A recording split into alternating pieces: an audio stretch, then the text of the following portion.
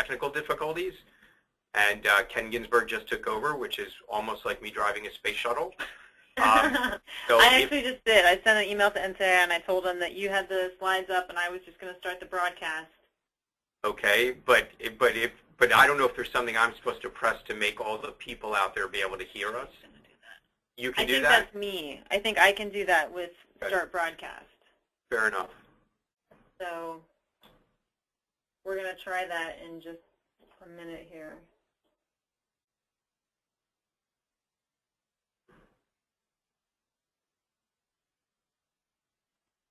Oh, there he is. Oh, yeah. He is showing up. Okay.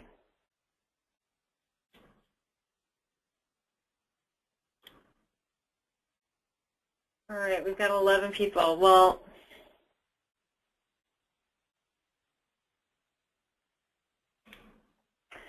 I think I'm just going to go ahead and start it. Okay. You ready? Yes. Last one. Woohoo. Hi there, this is Caesar.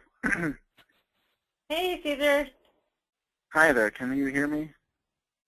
Yes. Yes, can. So we kind of took over because we're ready to begin yeah. a minute ago. So should we just go, and I think we can do this? Sure. Yeah, everything was fine in terms of any technical issues aside from my own. Gosh, I don't know. I know that I have a slide in front of me, and I can press go, go, go, and hope it works. Okay, the main thing is just the recording. So I guess it's myself and a few others who can start it. So whoever I guess is ready, that's fine. We just need to make sure that it's recorded, I guess. Daniel just wrote that he is going to record it, or he already started it. So I'm just going to go ahead and start the broadcast right now. Sounds good. Okay. Do you need me to do the script? I have the script here to start it. I have that too. Okay. So we'll just go ahead and do it. That's how we did it the last time, so we'll just do it that way. All right. Sounds good. Great. Thank you. I'm starting it now. The broadcast is now starting. All attendees are in listen-only mode. Good afternoon, everyone. Thank you for being patient. We had a little technical difficulty there to get us started, but we're going to go ahead and begin today's webinar. This is part 3 of a 3-part series that we've been doing this month, and the title is Our Kids Are Not Broken, They Are Sacred Beings, the Importance of Resilience in Overcoming Adversity and Restoring Balance. My name is Becca Meyer, and I'm going to be moderating the webinar today, and our presenter is Dr. Ken Ginsberg, and I'll be sharing a little bit more about him shortly. Hopefully, though, you all have been able to participate in the previous webinars, and so you have that background, too, on Dr. Ginsberg and on the project. I will go over it again in this webinar, though. Just a few things to go over for housekeeping purposes. You'll see that we've got a slide up right now that shows you the basics of the GoToWebinar system. So it's made up of 2 parts, the viewer window on the left, which allows you to see everything that the presenter will share on their screen, and the control panel, which is on the right. And that control panel is how you can participate in today's event, so we're going to look more closely at that. So you'll see if you click on the orange arrow, you can open and close your control panel. And then from the View menu, you can also set the control panel not to auto-hide when inactive if you prefer to keep it always open. The audio pane provides audio information, and you can click the audio setup to select your computer, speaker, or headset devices if needed. You can also join the audio via telephone by selecting the Use Telephone option. And the dial-in information will be displayed, including the audio pin. So if you'd like to ask any questions over the phone, then you'll have to use that audio pin. What we will do is have questions saved for the end of the presentation. So you do have the option to use the audio pin or to type them, and we have found in the last couple of webinars that typing them seems to work very well. But again, we will be doing that towards the end of the presentation. And I think that about covers it. We are going to be recording this webinar, and NCAI will be sharing where that will be posted once all 3 webinars are completed. So just a quick overview of the Native Youth Resilience Project. This project began in 2013, and the partners in the project are the National Congress of American Indians, Boys and Girls Clubs of America, OJJDP, and the Administration for Native Americans. The goal is to frame resilience in an indigenous framework. And I'm wondering if, there we go, that little screen went away now in the slide there. Seeking to frame resilience in an indigenous worldview through an interactive process of informational exchanges, site visits, and trainings with Native youth providers, young people, adults, and elders. So we began a series of exchanges starting actually in late 2012, and then they occurred throughout 2013. And that's the information that has helped to inform this webinar series that you have been participating in.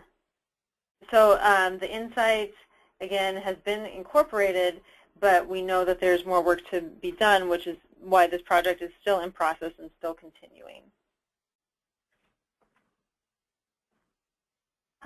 This 3-part webinar series is based off Dr. Ginsberg's established body of work and the learnings from the 2013 listening tour and listening efforts of the Resilience Project. And the webinar series is designed to be viewed in sequence and in its entirety. So if you have not been able to participate in the other webinars, those will be available to view in sequence following the completion of this webinar.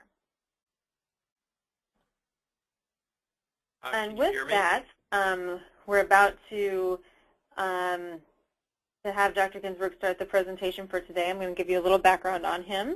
Becca, can you hear me? I can. Oh, yeah, so my computer just didn't like this and seems to have just shut down. Okay. No, okay, but keep talking. All right, well, I'm going to give the little overview of Dr. Ginsberg and his work, and we'll see if the computer decides to cooperate here. Dr. Ginsberg is a pediatrician specializing in adolescent medicine at the Children's Hospital of Philadelphia and a professor of pediatrics at the University of Pennsylvania School of Medicine. He also serves Philadelphia's homeless youth as Director of Health Services at Covenant House, Pennsylvania. The theme that ties together his clinical practice, teaching, research, and advocacy efforts is that of building on the strength of teenagers by fostering their internal resilience. His goal is to translate the best of what is known from research and practice into practical approaches that parents, professionals, and communities can use to prepare children and teens to thrive through good and challenging times. His research is focused on facilitating youth to develop their own solutions to social problems and to teach others how to better serve them. Dr. Ginsberg has more than 120 publications, including 30 original research articles. He lectures widely to national and international parent and professional audiences. And his most recent books are Building Resilience in Children and Teens, Giving Kids Roots and Wings, which is written for parents, and the multimedia Reaching Teens, Strength-Based Communication Strategies to Build Resilience and Support Healthy Adolescent Development. And this offers up to 65 continuing education credits, and it's geared towards youth professionals. So Dr. Ginsberg is honored to be working alongside Boys and Girls Clubs of America as their external resilience experts and with the National Congress of American Indians in its efforts to build resilience in our indigenous youth. And we might have to just pause here for a moment to see if we can get the... So Becca, I'm wondering, so my computer seems to be completely frozen right now, and so it didn't like taking this over. I'm wondering if you can still see the slides, and if I talk and tell you to change, whether you can. I am not able to do that. I don't have any ability to do that right now on my screen. Okay. Well, if you can hear me, at least in the meantime, is seeing whether she can put this up on her computer in the other room. But can I talk? And I'm wondering, Caesar, can you change the slides? I'm checking now to see if I can do that. So. While you're checking, let me just say that today it is really a pleasure to be here, and today we're going to be talking about coping. We've been talking about the 7 C's model of resilience, and we've been talking about all of the forces that make a difference in whether or not a young person is likely to thrive, despite having been through difficult times, perhaps even trauma. But today we're going to really focus on the C that makes a very large difference in the direction that one chooses to cope. Because resilience, at its core, is really about learning to cope in a positive way with life's inevitable stressors. And we're going to do our greatest good by raising youth with a wide repertoire of positive coping strategies. And can you see the diagram now, Becca? Not yet, no. Okay. But we are working on the possibility of having Rebecca, do you have the slideshow, or should I show it on mine? I think you should show it on yours, Caesar. Okay, I can sure do that now, it looks like. So let me, just bear with me 1 second.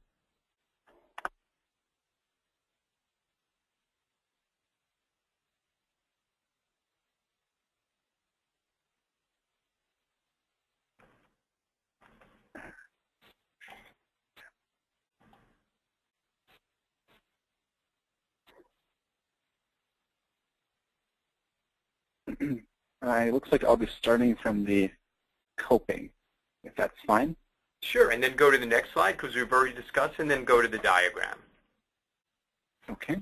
Okay, what you'll see here is that stress is what drives all sorts of, it creates all sorts of uncomfortable feelings. It can make you sweat, it can make you smell, it makes you not be able to think clearly, it makes you reactive. Now, there are different ways of dealing with stress. There are positive ways and there are negative ways.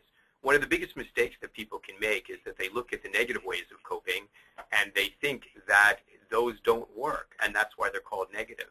Quite to the contrary, negative ways of coping are actually often the best ways of coping. They are quick, they are easy, and they make you feel better. So whether you're talking about cutting or using drugs or using alcohol, whether you're talking about sex out of the context of a relationship, bullying, fighting, running away, all these things work great in the very short term.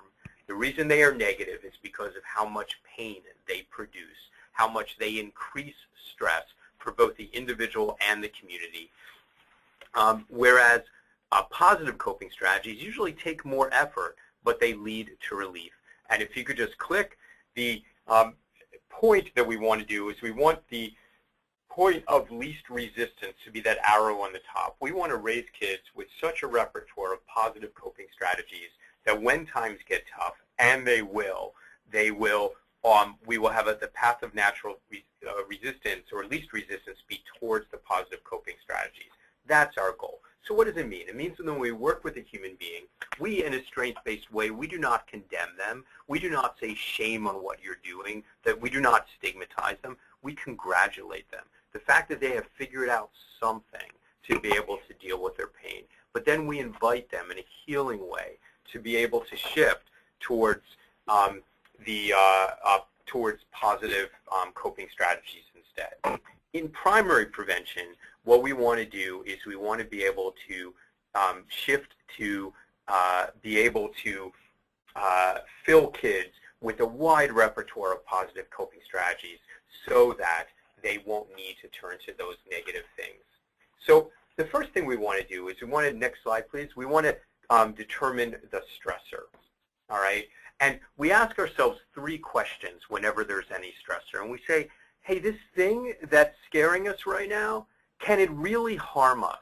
Because the bottom line is if it can't chew your face off, if it can't really kill you, it is something that you fear, but that's not as dangerous as you think. And this is critical to be able to make wise decisions and to be able to both make wise decisions and to be able to know when to mount all of your energy versus be able to just move forward and say, I can get past this. Which brings us to the next question, which is that when there is something that is going on that is bad, you have to ask yourself the question, will this pass?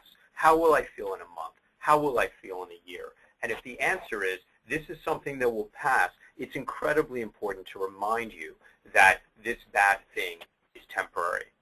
Then, Even when sometimes those of us who are particularly crazy like me, even when things are good, you begin going crazy and you begin thinking, I'm going to lose this. I don't deserve this. Bad luck is going to come to me. And we have to teach people to stop. Sometimes good things are indeed permanent. Next slide.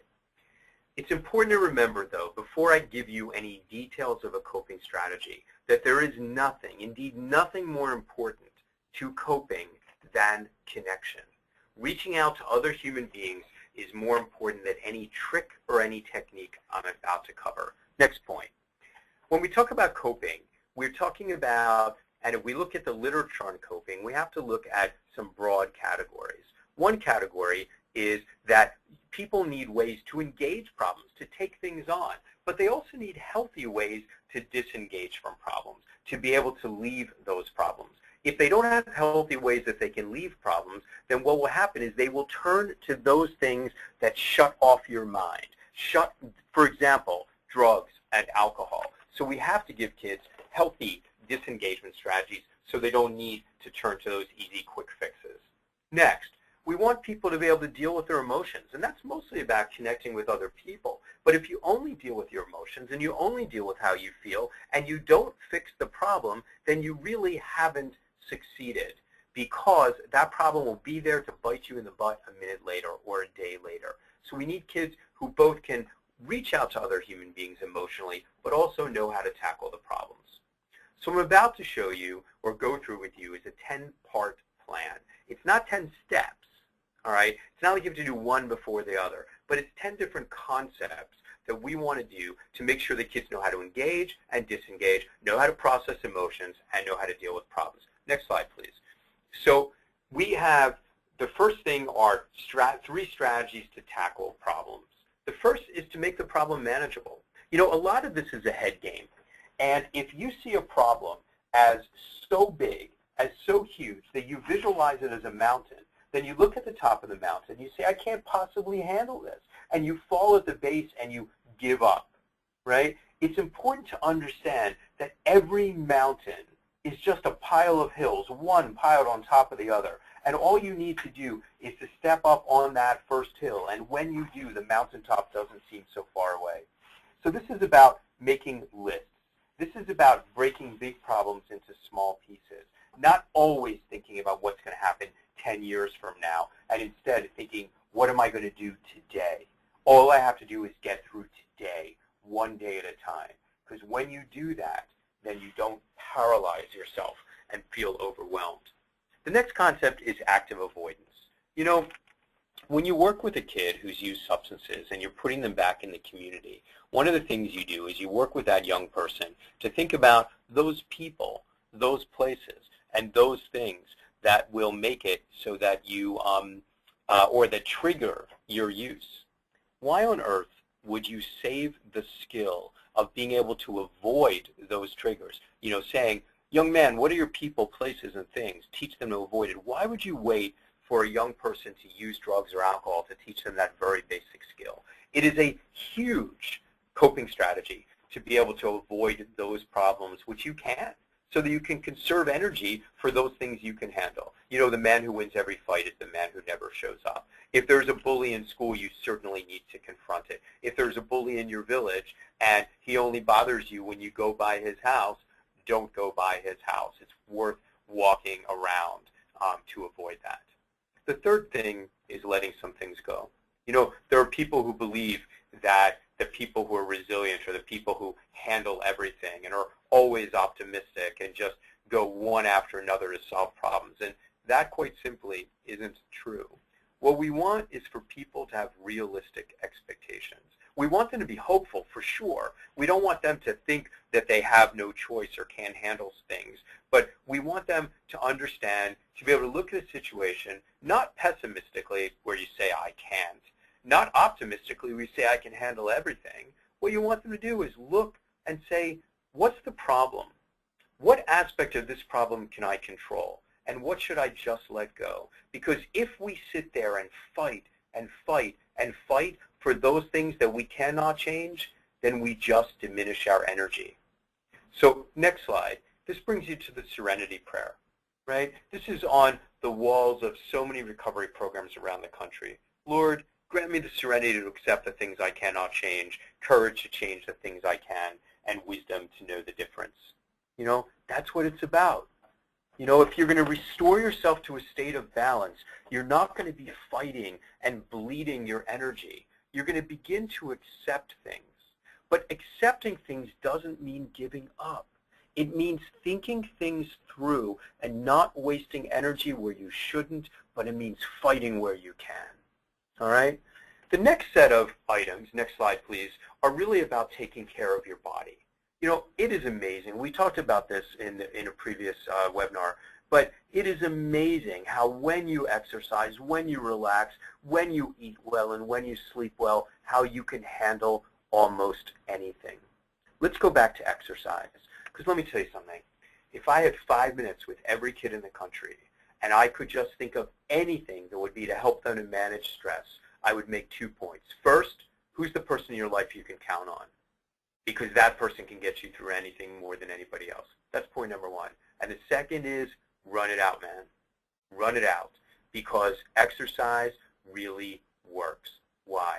I want to remind you that we all come from, whether it's the jungle or whether it's the prairie, we all are meat. We are all meat to something, whether it's a wolf or a bear or whether it's a tiger. We are all meat.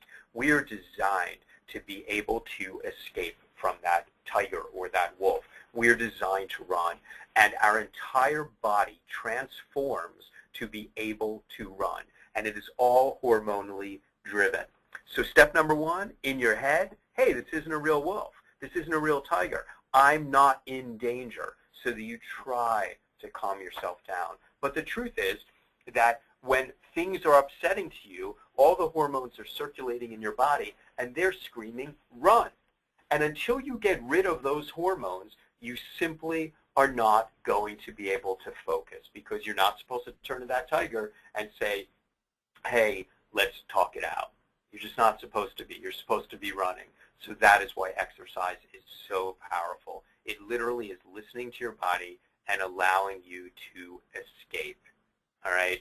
Now, exercise has been proven to decrease anxiety, decrease depression, improve ADD symptoms, and improve concentration. When exercise is used in schools for the first period, real exercise, violence goes down, grades go up, concentration goes up, depression goes down. It is remarkable. Next slide. But we can't always be running. Sometimes we need to be able to transform our body into a calm state in other ways. If you can use your mind through prayer, through meditation, through mindfulness, that's wonderful. But a scientific way to absolutely be able to transform your body is through deep breath. See, it works this way. There are two nervous systems in the body. One is a voluntary nervous system. It's what you choose to do. The other is the involuntary system. It's what runs your body. You know, beat, breathe, digest. Within the involuntary system, there are actually two parallel systems. Parallel meaning that they never touch, meaning one is on or the other is on. One is the I'm chilling system. Things are good. Things are relaxed. The other is there is something chasing me right now. It is one system or the other that is on. The way we can flip the switch in order to turn on the relaxed system is to do the exact opposite of what our body does when we're stressed. So what happens to our body when we're stressed? All sorts of things. The blood rushes out of our belly to go to our muscles. You can't put that back, so that can't be the switch. Our heart beats fast. That can't be the switch, because you can't just say, I'd like my heart to stop, to slow down. The only thing that you can absolutely have complete control over is your breath. And in so many traditional healing methods, breath is the way you get someone to calm. A deep, a slow breath that is controlled actually flips the switch and gets your mind back. Next, nutrition. It's not for a webinar to discuss nutrition, but it is hard to exaggerate how much what we eat becomes us, how much what we eat affects our mood. And when we eat well, literally the sugar in our brain remains stable, and we can think and we can concentrate. You know, every person needs to know what food does to them. I've learned certain foods that make me so tired I lose focus. Other foods that allow me to really be able to stay focused for a long time. But because all of our bodies are different, I can't teach everybody. But until I can't teach everybody, they have to experience it. But there are just certain truths. You know, high sugar foods give you a big rush but drop you very quickly. High protein foods give you a steady, calm way of thinking in terms of your brain, as do whole grains and fruits and vegetables. So those are things that are very important to teach kids.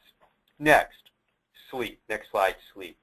It's, again, hard to exaggerate how important it is for kids to be able to sleep and to be able to do so in a calm way. What's getting in the way of sleep? It's not that there aren't enough hours in the day. It's that stress interferes with sleep. We have so many things going on in our lives, and the first time that we can often really be thinking about our issues or our problems is in bed. Now, if the bed is also a place where a person has been abused, then that's another whole issue. But for even those of us who haven't experienced that, then the bed becomes a place to sleep. But so many people also use it as a place to process their emotions. And if they use it as a place to process their emotions, they can't fall asleep. And if you can't fall asleep, or you wake up in the middle of the night to process more emotions, then people are not able to get the restorative sleep that allows them to manage life better. So we can teach very basics of sleep. We can teach people how to reset their clocks. So number one, you have to remember that we are diurnal animals, meaning that we are designed to be awake during the day and to fall asleep with darkness. But all of that is getting screwed up when we have artificial lighting. So just knowing, for example, during the day to find yourself in bright lighting, and then during the evening time to let that lighting become dim, will actually frame your brain and train your brain to be able to fall asleep. Another thing we want to do is we want to mimic that cooling down of the sun setting, and we can do that through exercise. If we exercise about 5 hours before we go to bed, then our body will be perfectly positioned to fall asleep 5 hours later. But the big one, the really big one, is knowing what to use your bed for and what not to use your bed for. If your bed becomes a place of stimulation, if your bed becomes a place where you process your emotions, then you won't fall asleep, because you're turning your bed into your counselor, and your counselor becomes a place, or you want to stay up and have a conversation with the counselor. You want to wake up at 3 in the morning to have more conversations.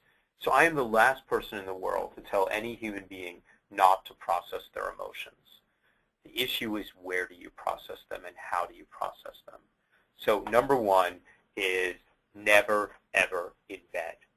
What you want to do instead, whether it's out on your porch, out in the field, or whether it's in a chair next to your bed, you process your emotions in ways that we're going to discuss in a few minutes. Whether you write them out, you pray them out, you sing them out, whether you talk them out, whether you draw them out, whatever you do, you want to actually say, I've thought about it, I've processed it, I'm done. And when you're done and when you set it aside, that is the time that you're ready to go to sleep. And then to fall asleep, one of the things, people often say to count sheep. The whole idea is to distract your mind from going back to thinking about your problems. But in truth, there is a much better way than counting sheep, because frankly, that is incredibly boring. But instead, we teach kids how to breathe deeply and how to breathe themselves to sleep. I teach them how to breathe through their stomach, how to count in 1, 2, 3, 4, hold, out 1, 2, 3, 4, 5, 6, 7, 8, hold, in 1, 2, 3, 4. It sounds ridiculous, but all of these things take your mind. Your mind becomes occupied with how you're breathing. I even have kids put their hands on their bellies to create a gauge where their fingers are interlocked. They rest it on their belly, and as they breathe deeply with their belly, their hands fall apart, and they feel the sensation of their fingers moving apart, and when they exhale, it comes back together. So I work, as many of you know, with some of the most traumatized kids on the planet. Homeless and street kids, kids who are victims of human trafficking, kids who normally are given all of these medicines / poisons to help them fall asleep. And instead I teach them how to focus on their breath, focus on their counting, focus on their hands moving, their belly rising, and suddenly these kids are sleeping without any medicines and they can handle life better. Next slide, please. The next thing I want to talk about is just getting away from it all. An instant vacation. This is the disengagement strategy. The natural the easiest disengagement strategy is alcohol, substances. It's a great way to forget about it, but it's going to destroy you. So the question is, what else can you do to get away from things in a way that you're not creating pain for yourself and for your community? You know, this again could be prayer. This could be exercise. This could be dance. This could be music. This could be art. It could be anything where you escape. It could be a good conversation. It could be walking in the field. But one of the things we know that works best actually is reading. Why? Because what you want to do is produce an experience where there's no room for anything else to enter. And what happens is when you are reading, you are visualizing the panorama. That part of your brain that works on vision is actually activated. We know this from MRI studies. That part of your brain that's hearing is actually activated. You're imagining the sounds and the accents. You're imagining the cool breeze on your face when it's being described. You're feeling the emotions. You're smelling the smells. But the bottom line is that your brain is full. And when your brain is full, then what that means is there's not room for other things to enter, and that's the kind of vacation that's healthy for kids. Next slide, emotional releases. You know, we want to talk about how not to just escape problems, but how to actually deal with them. Next slide. You know, the worst thing is not to be stressed. It is to be numb. You know, we talk about stress as if it's this evil thing that's needed to be avoided at all costs. Absolutely not. You know, a little bit of stress activates you. It makes you vigilant. It makes you actually perform more effectively. It's too much stress that paralyzes you. But even being exposed to difficult things in your life, you know, it's a blessing. You know, that which doesn't kill us makes us stronger. That's true. When we fall down, that's how we learn to get up. That's true. And protecting people from those things is not really our goal. Our goal is to raise human beings who can handle it. Human beings who have a rich emotional life and who can lift others up through difficult times. That is our goal. So the worst thing is not to be stressed. The worst thing is to become numb, to be exposed to so many emotions that it becomes overwhelming to you. Next slide. I want to show you a model. I want to show you, and Elise, I'm just going to ask you to follow me along and click one at a time. But I want you to understand what is happening when we're having emotions. Emotions are flying at us in all sorts of different directions.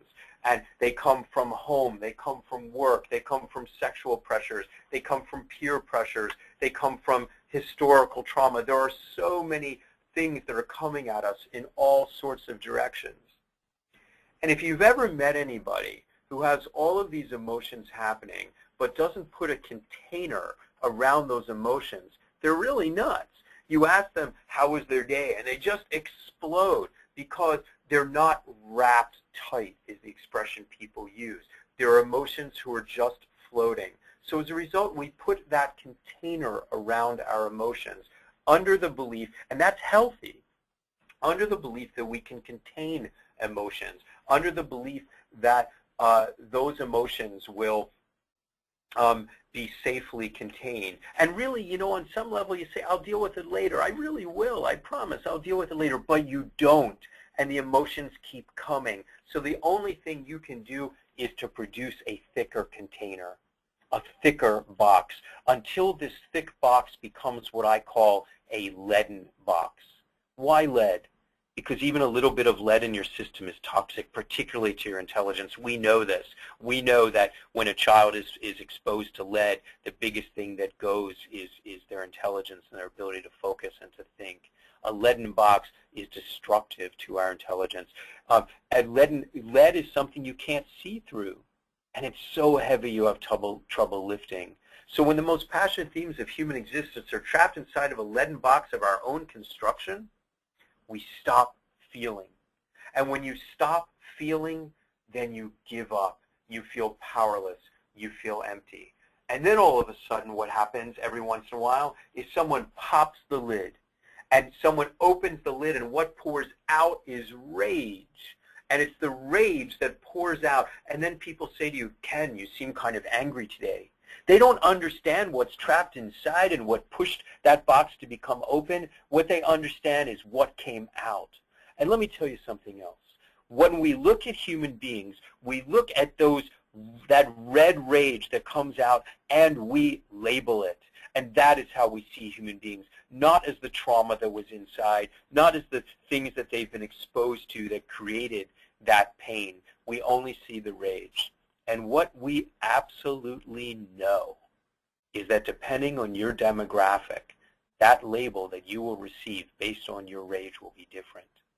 If you are white and you behave in a rageful way and you are not able to focus or to concentrate, then you are likely to get the diagnosis of ADD, which is most certainly a real diagnosis.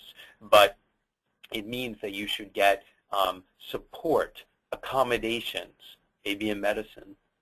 But if you are a minority person, I know for a fact Black or Latino, and I haven't seen the data, but I know intuitively if you are a Native person, you are more likely to get the diagnosis of oppositional defiant disorder, of conduct disorder, or of intermittent explosive disorder for the very same behaviors. What's the difference, though? The difference is that when you have oppositional defiant disorder or conduct disorder, you are broken. And we need to protect society from you. And so the ultimate solution for someone with oppositional defiant disorder, intermittent explosive disorder, is prison. One of the things we need to do as we begin to heal kids is we need to remove these destructive labels from their lives.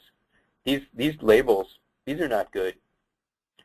You know, when people have rage, they've earned that rage. If we're going to work with them in a way that's going to take away shame and stigma, we have to talk about what they've earned.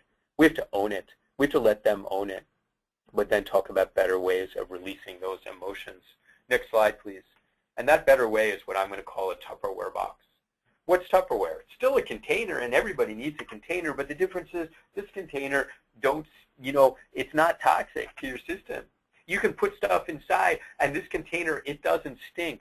Furthermore, this container has compartments. Tupperware, by definition, you put something in there because you know you can't digest it all at one time. You know that it's too complicated. You know that there are portions that you're going to ladle out at different nights. So what's going to happen is when we take a problem that we have and then we put it inside of a Tupperware box, rather than having that disorganized chaos that leads to numbness, we instead name what our problems are. You know, this problem that I'm going to outline now, this problem is, perhaps the time that I had to tell a father that his 2 daughters died and that we needed to do an autopsy. And he said to me, "Doctor, I need a few minutes because I just took my wife off life support." It took me 7 years to cry again because I wrapped so much. I put those emotions so deeply away. And when, however, I remember that story, and rather than putting it into a chaotic maelstrom, I remember that story, and I do something, pulling from my emotional tools to process and to remove that from the Tupperware container. Then, and what are those kind of things that I might remove it with? For me, To be honest with you, it's going to be talking, or it's going to be prayer, or it's going to be writing. For other people, it could be laughing, crying, screaming, exercise. It could be art, music, rap. The kids I work with, so many of them, I give out art books and diaries the way some other doctors give out, medicines. Don't get me wrong, I still use medicines occasionally, but first I want to give you a healthy way to release those emotions. Then when that emotion is processed in a healthy way, the stuff inside feels less chaotic. And when the stuff inside feels less chaotic, then you can begin to handle the next problem. And there's no reason to become numb, because what prevents you from becoming numb is actually the experience of feeling and releasing. I want to show you an example. Next slide, please. This is Mike. This is a 20-year-old Native American boy, and he's one of the best kids I've ever met. He's incredibly charming. His nickname is Smiley, and he was staying with us at the shelter, and he was not doing what we needed him to do. So we discharged him for a couple of days for him to kind of get his act together, after which he knew he'd be welcomed back. But what happened is that when he was discharged, he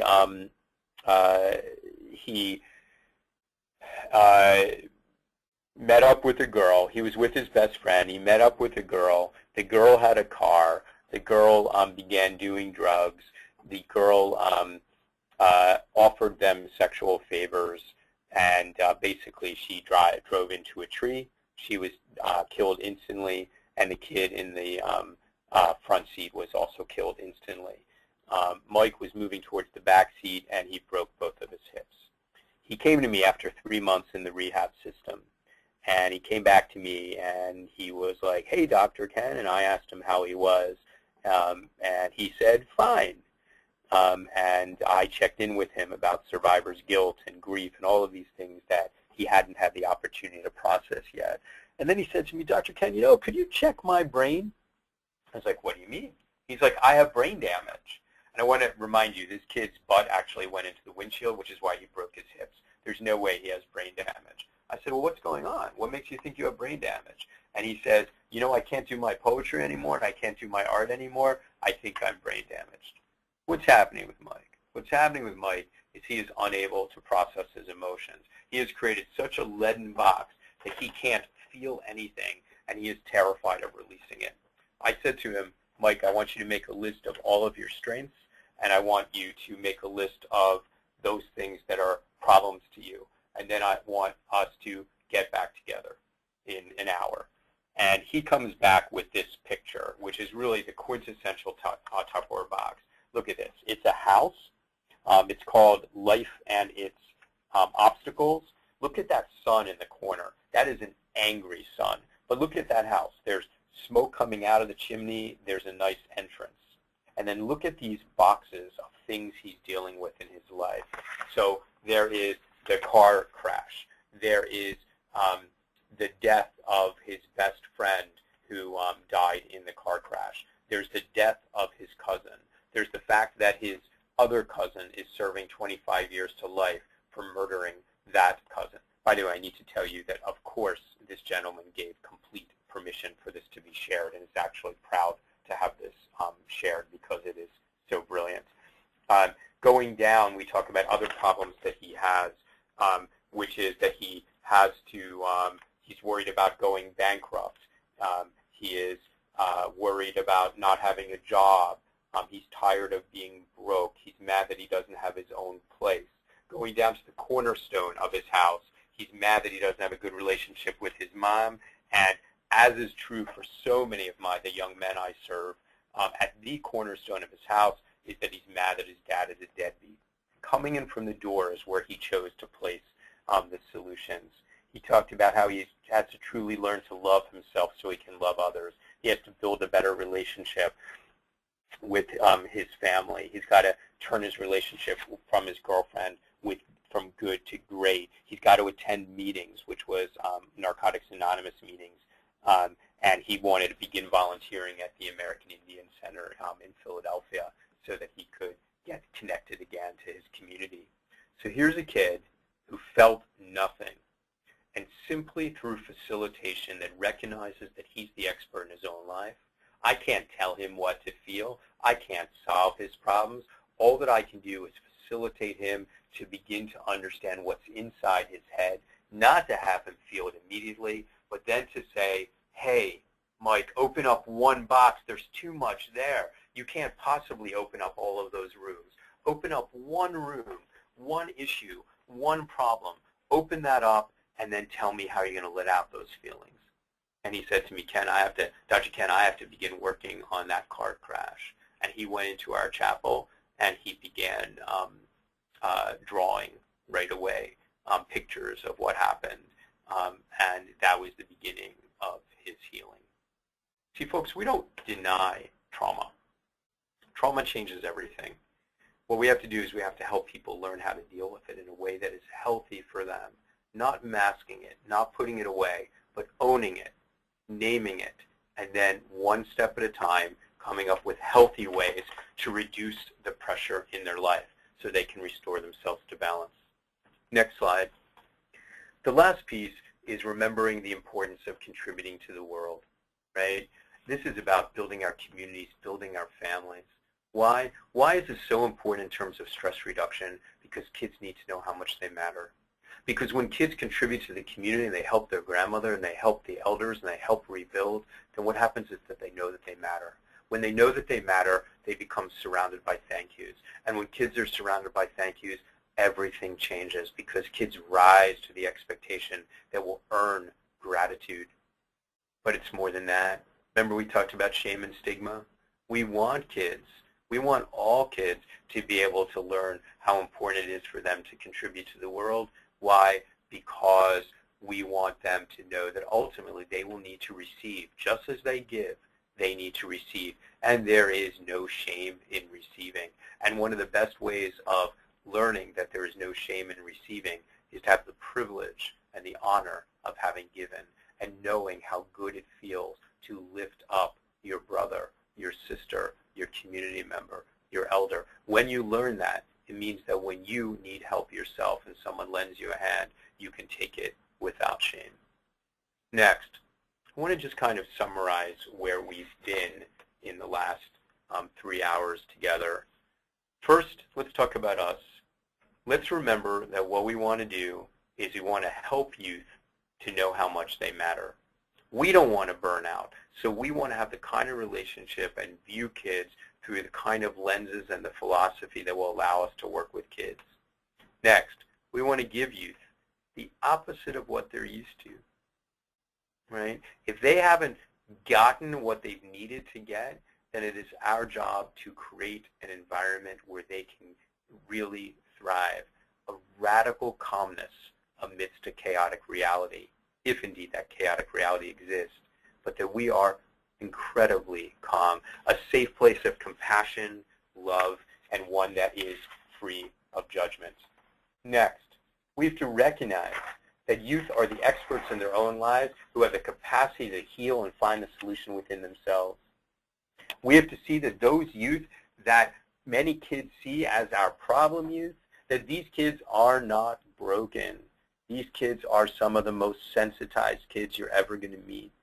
You know, the kids that I work with, I have to tell you, these kids have more sensitivity, more passion, and more compassion than so many of the kids I know who look at a bump on the road as tragedy.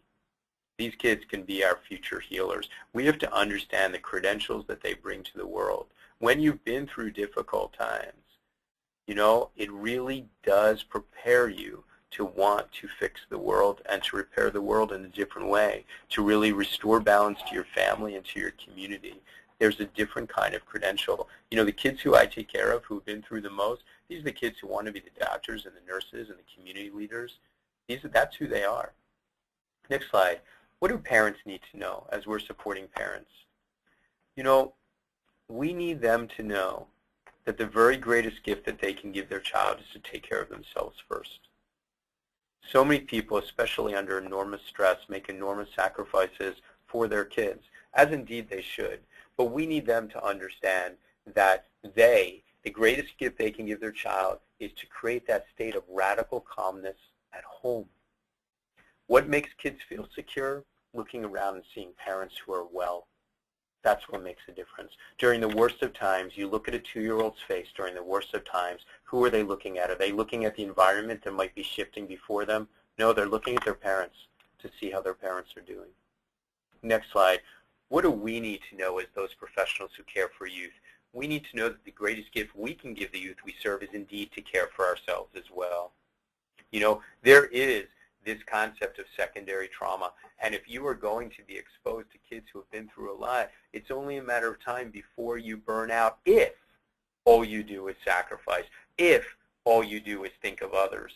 When you understand that, yes, what you do really matters, but that you have an obligation to take care of yourself, an obligation to have balance in your life. Why? Because you're the role model for the kids.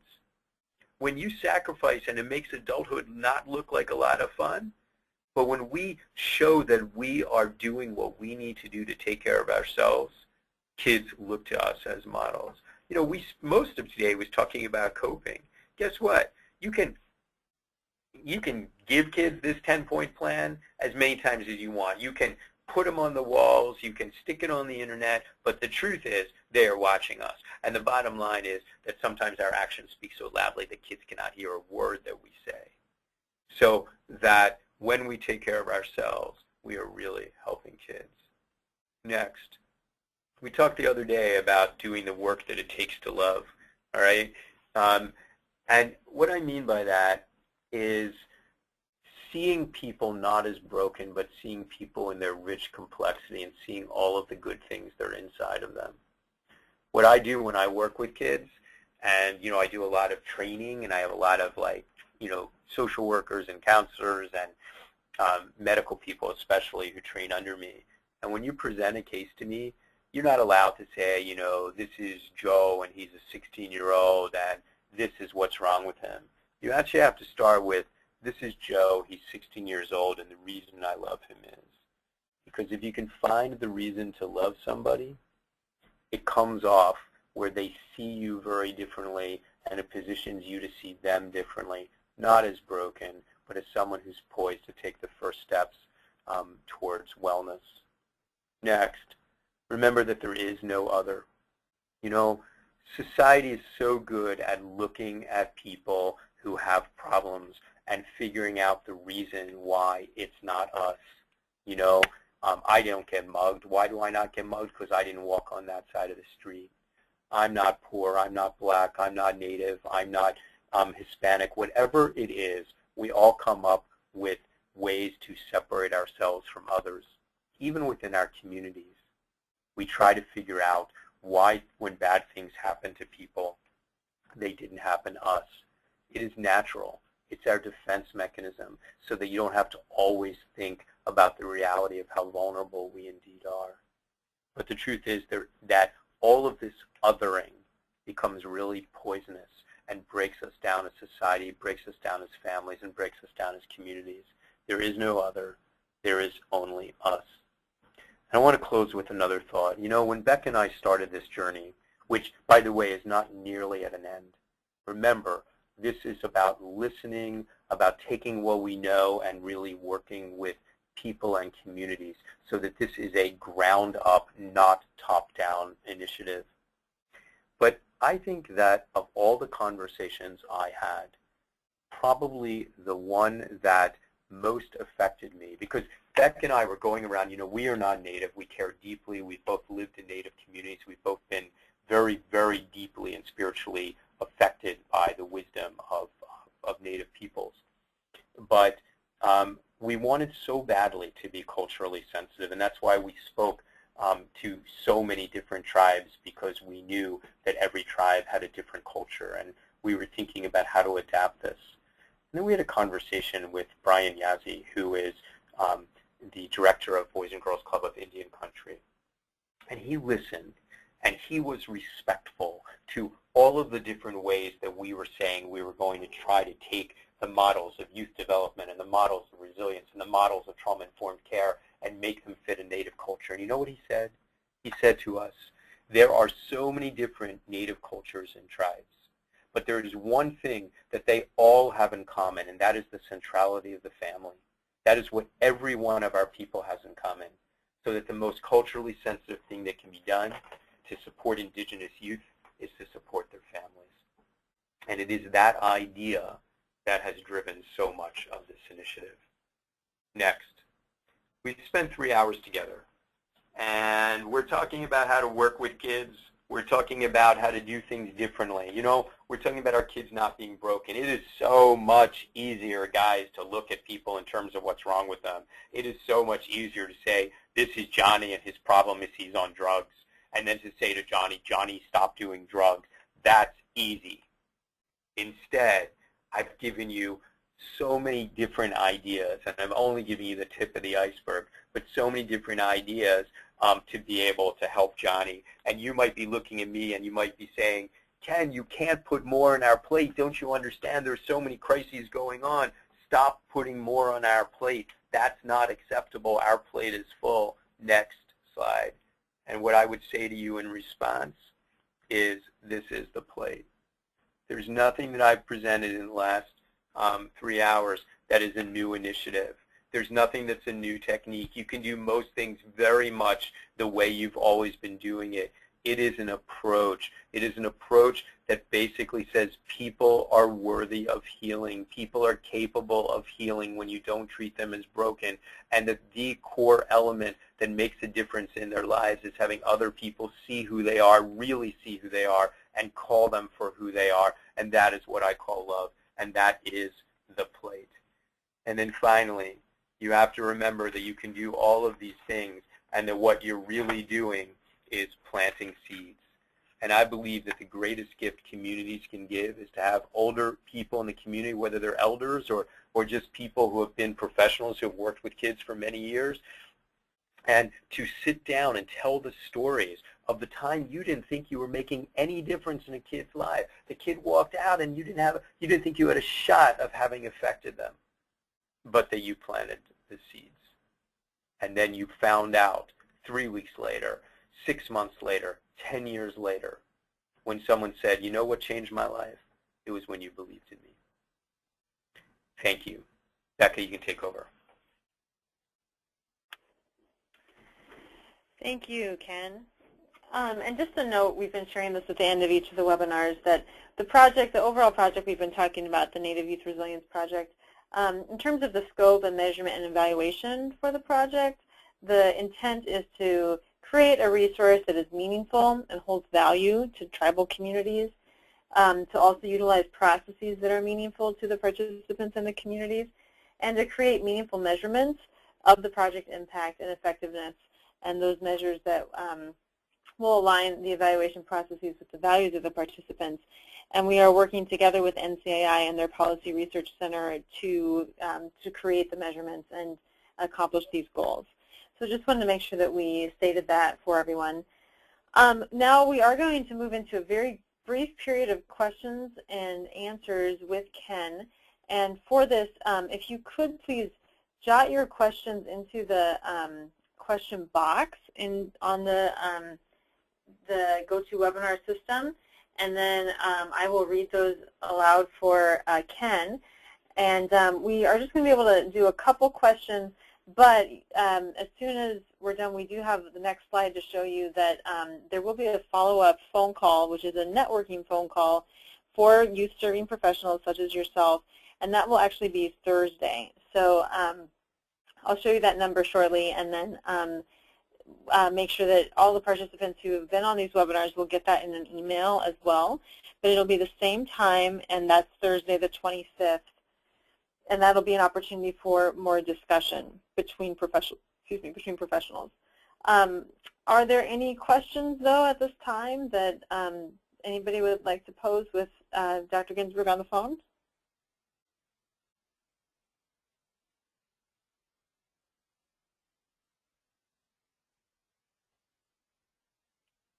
Nothing is popping up yet.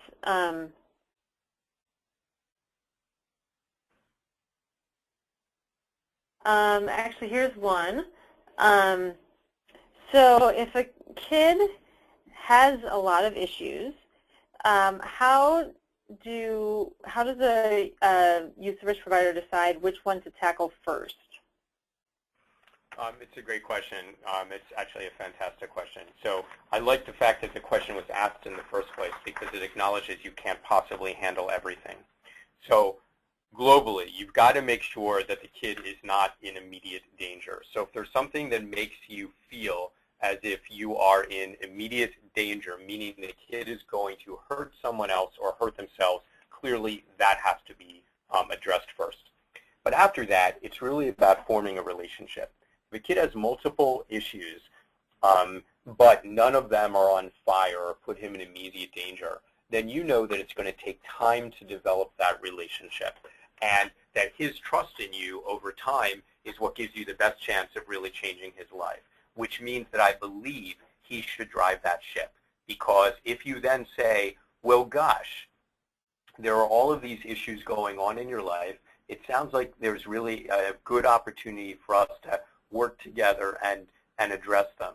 What would you like to address today?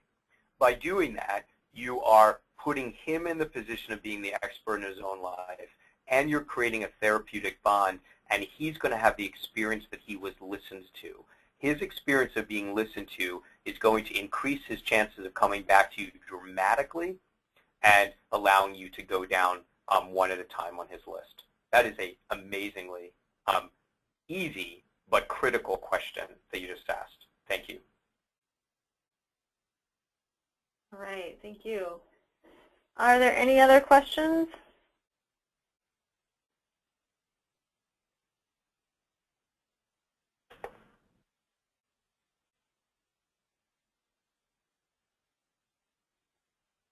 We're not, oh, here's one. Any thoughts on how to make learning workshops more of a greater interest to families? So specifically for parents, referring back to that section of the webinar discussing parents. I think that, unlike the other question that I have a brilliant answer for, this is a question that I struggle with. We went and spoke to many different tribes and communities to ask how to get parents involved. And the answers we often got were things like bring food and things like that that would make it more of a social event. We're actually really interested in gathering wisdom around the country from various tribes and then sharing that. That's part of our initiative so that we can learn what are the best techniques. What I would start with, however, is this. Remember that being strength-based isn't just about working with kids. It's also about working with parents. And if parents come in to any situation feeling like they're going to hear a lecture on what they're doing wrong, then there's going to be too much shame and stigma to come in. Further, if it is a lecture that looks like just by walking in the door, it implies you've done something wrong. You know, this is a lecture for people whose kids are on drugs. Lots of people are not going to show up.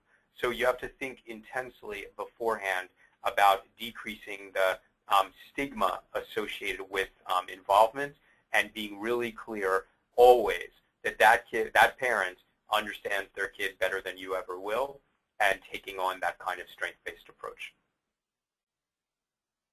And so if I can say one other thing, which is when the parent does come, and even if you need to break bad news to them, acknowledging that not all parents come. Say, you feel so lucky today to have had this parent come to you because you know that they want to partner about their kids, and you would do anything if all kids had parents who were involved and willing to come. Just doing that takes away the shame and the stigma and positions the parent in a place of strength.